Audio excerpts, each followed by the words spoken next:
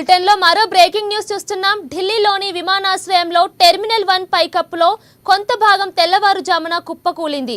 టాక్సీలు సహా పలు కార్లపై పడటంతో 6గురు తీవ్రంగా గాయపడ్డారు. శిథిలాల కింద ఓ వ్యక్తి చిక్కుకున్నాడు. వెంటనే సంఘటనా స్థలానికి చేరుకున్న అగ్నిమాపక సిబ్బంది బాధితుడిని రక్షించారు.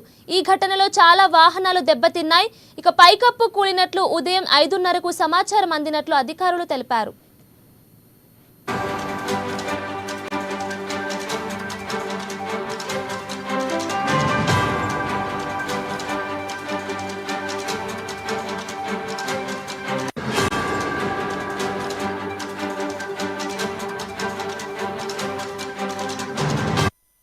ఢిల్లీలోని విమానాశ్రయంలో టెర్మినల్ 1 పైకప్పులో కొంత భాగం తెల్లవారుజామున కుప్పకూలింది. టాక్సీలు సహా పలు కార్లపై పడటంతో 6గురు తీవ్రంగా గాయపడ్డారు. శిథిలాల కింద ఓ వ్యక్తి చిక్కుకున్నాడు. వెంటనే సంఘటనా స్థలానికి చేరుకున్న అగ్నిమాపక సిబ్బంది బాధితుడిని రక్షించారు.